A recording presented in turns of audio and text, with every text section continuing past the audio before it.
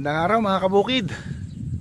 Papasyalan ko po yung bukid ni Sir Isagani. Yung kita nyo may mga punong kahoy po dyan ng mangga, para sa ikatlong pagkakataon. Kasi binisita ko po ito last December 20, January 5, no? So ngayon po, after a month, titignan ko uli yung itsura na ng ating dinudokumentaryong bukid, no, na ginamitan po ito ng transplanter machine. So samahan nyo ako mga kabukid. Tayo sa gitna ng palayan. Ayan, palayan po yan. Puro palayan na po ito.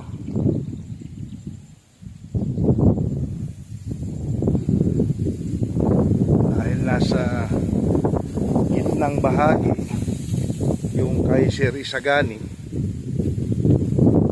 hindi question yan. Kailangan makita ni kabukid yan. So madulas lang ang daan, basa-basa. So, sa pagkakataong ito naka full battle gear po tayo ngayon mga kabukid. Bota po ang inyong lingkod.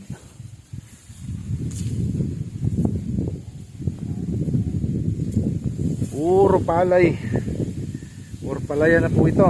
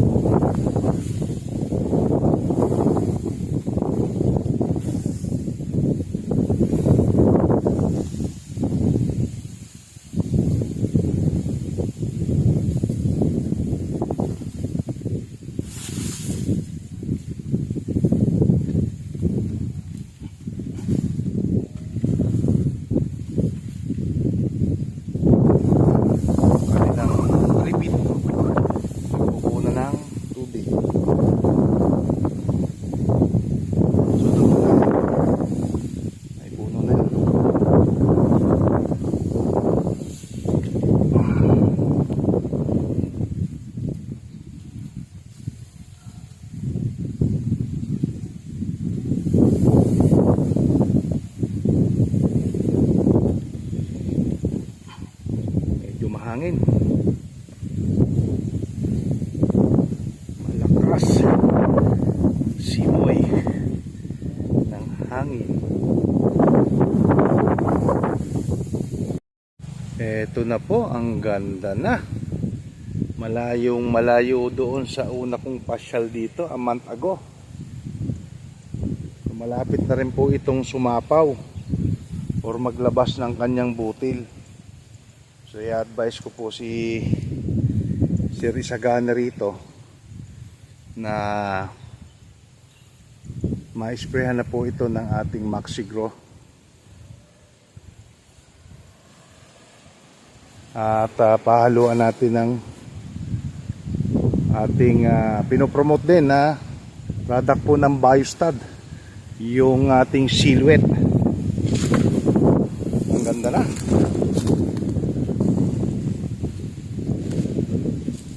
Ayan.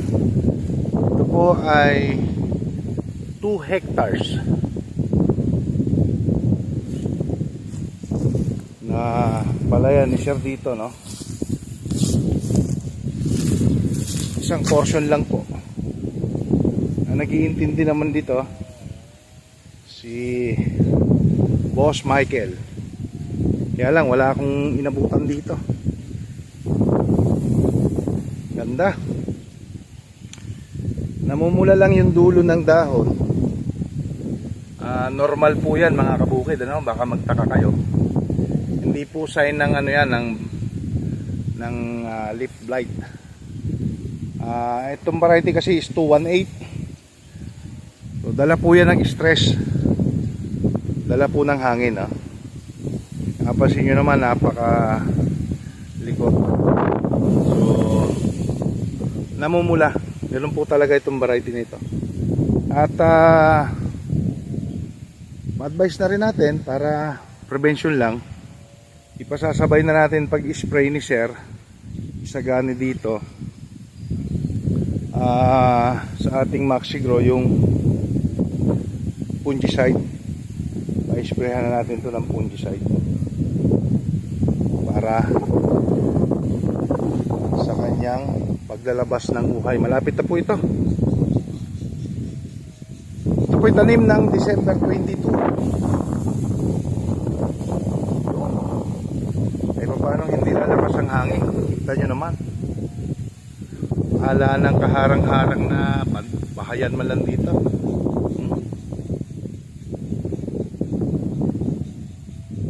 So ganun din, no?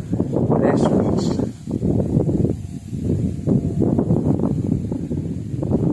Ganda.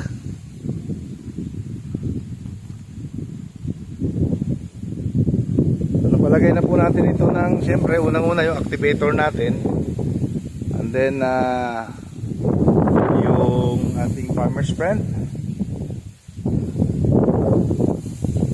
and then ito dahil nagbubuntis na ito, namimilog na yung puno niya, pakakana naman natin ito ng Maxi-Grow.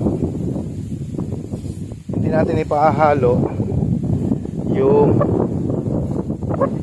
farmer's friend kasi pahaluan ko ito ng fungicide. So ginamitan ito ng ano, no, transplanter machine, mga kabubo.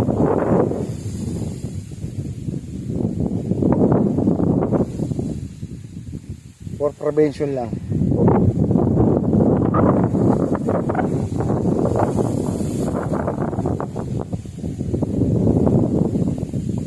Nung una tinanim ito 12 days old lang, galing sa punla. Yung nag-trending pong punlaan ni Sir Sagani sa simento. Eh ngayon napakaganda na.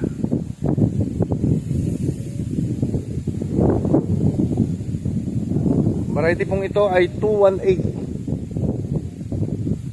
So kung bababa tayo sa Pilapil, ayan. So makikita nyo po mga kabukid, yung tillers nya ay nasa bewang ko na. Yung tillers, so 2 months pa lang po ito. 2 months.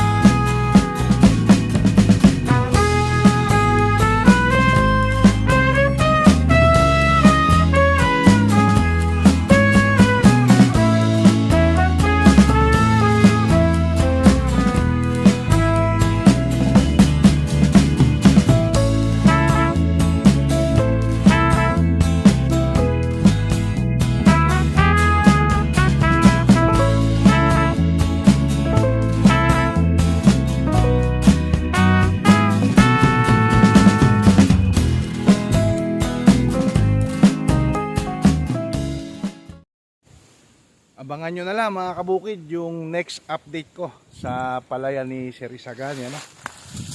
Wala po tayong inabutan dito dahil may sirti po ako dumating. Tumampa ako sa isang kliyente natin. O ganun pa man, nakita ko maganda yung naging itsura at resulta. Syempre update po ulit hanggang sa muli mga kabukid.